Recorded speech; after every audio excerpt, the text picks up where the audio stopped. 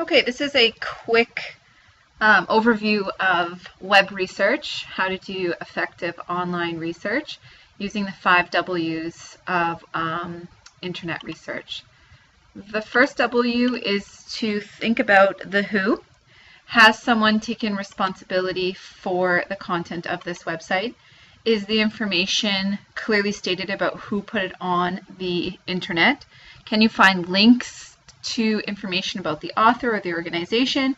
Can you contact the company or the author, or can you confirm that the author is credible? So if we take a look at the first website, this is the one we reviewed in class.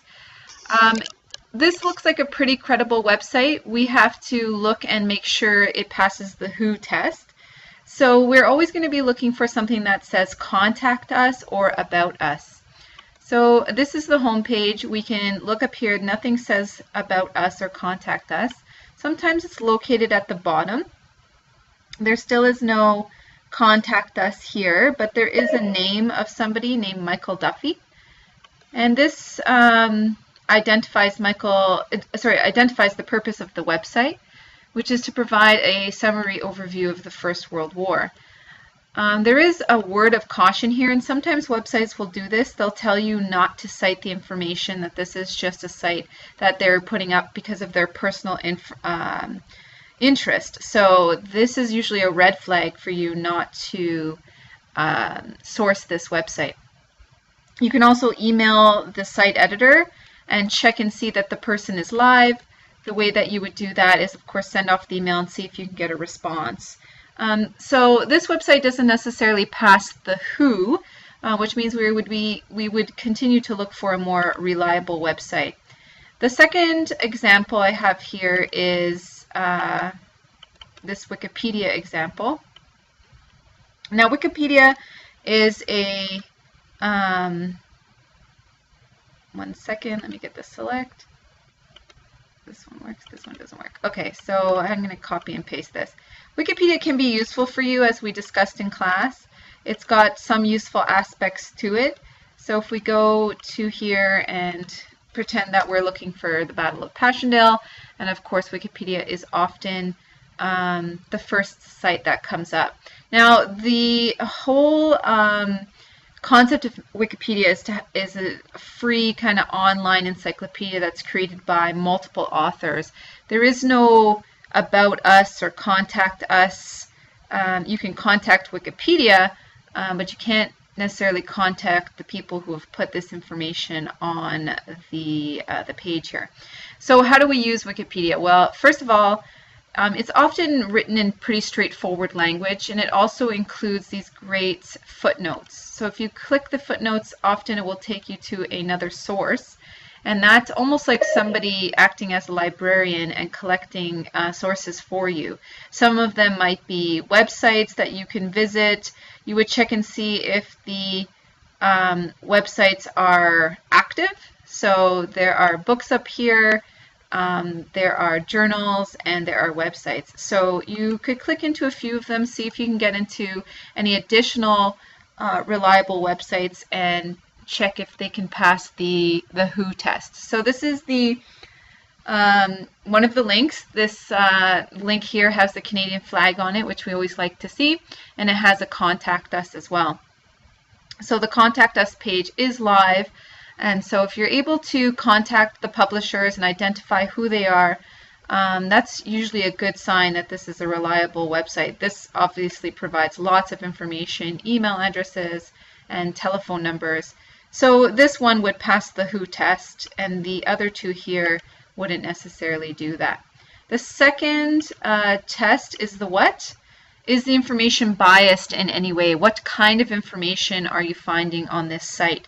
The information might be, on the what side, we're looking for what kind of information is on the website.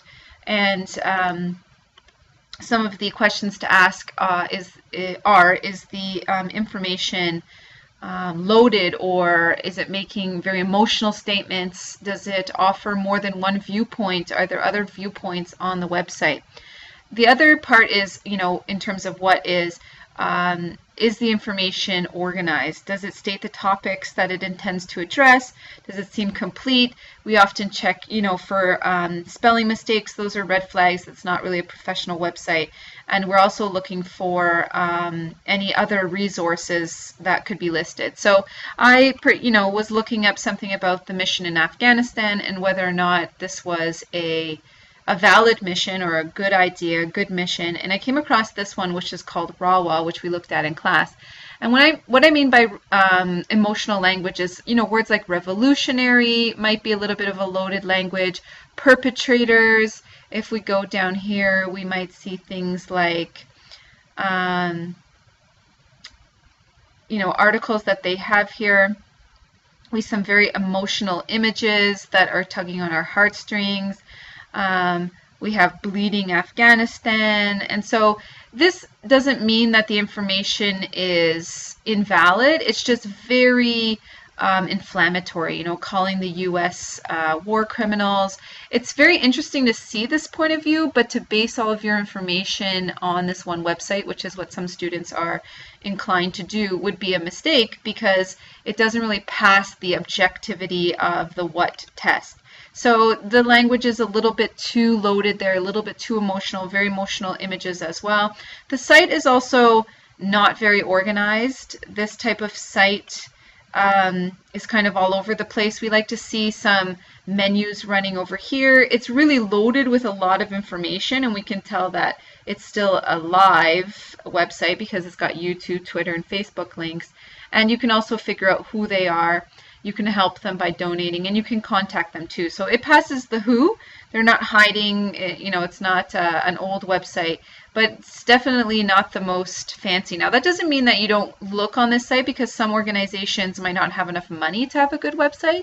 But when we start to get down into some of the language, we would weigh this maybe not as heavily as another source. So those are your first two W's. The next one is when. It's very straightforward. Is it important that the information you are seeking be up to date? Because you're going to be looking for a copyright. Sometimes when you get onto a website, you might be into archived content. And if you're researching something current, it wouldn't be a good idea to look for information that is old or to come across old information. So this information is, it's a few years old. It's about 7 years old. And it's really up to you whether or not you need up-to-date information. So if I'm doing something on what this website is about, which is Aboriginal soldiers in the First World War, maybe nothing really much has changed since 2007. So I could still go into this site and get some information. It passes the WHO because there is a Canada flag, Library and Archives Canada, the Contact Us. In terms of the what, its language is very straightforward. There's an author. It's very well organized. And so we are on to the when. And the when, it might fail if we're looking for a current event, but it certainly passes for an event that we are studying from the past. The next, it's not really a W, although there's a W in it, is how. So this is to figure out if you are, should you trust the information? How should you trust it? So you're always going to be skeptical about things that you find on the internet because anybody can certainly publish anything. That's what makes it very different from a book. When you publish a book, editors and publishers double or triple check your information. And so what you should do is take the author's name and Google the author to see if maybe you can find whether or not they're a professor or a PhD candidate or a government official. You can also go to Google and do some searches to figure out what other sites are linked to that site. So actually in the drive, you have a document under Academic History ISU that's called How to Google Like a Boss. And this is under day 2. Oh, no, it's not. It should be under day 2. It's under the web research, yeah. So how to Google like a boss. So we went over these tips using quotation marks to get the information that you want, dashes. You can do a site query, figure out, what's linked to that certain web page, what's inside that web page. But the link one is, I think, a very interesting one. So if you take this site here and copy it and just go to Google and type in the word link, colon, and this website, it should give you some information. Might have to take off this www. Give me 1 second. Control A, link.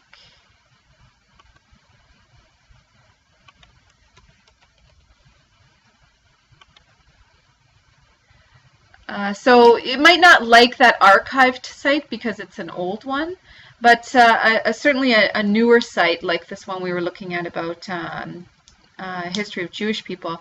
If you just put in link and then the entire URL, you'll be able to find websites that link to that website, and that might bring you up to another site that you could use. And in this way, you're using your time more efficiently as well.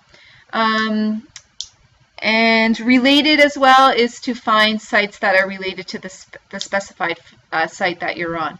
So I would look over these and use these for your web research tools as well.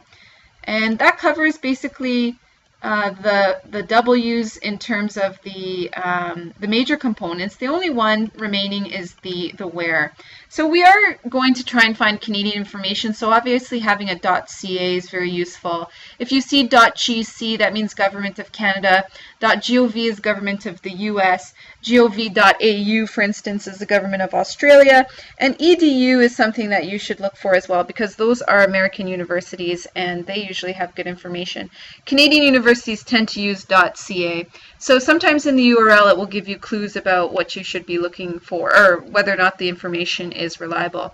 So if you can get your website to pass all of those tests, then you know you're on a pretty reliable site. There's also a handout here in the Google Drive about how to evaluate a website. You can walk through these questions and figure out whether or not your site passes. The more reliable your site, obviously, the better your research mark will be and the better your final product will be as well.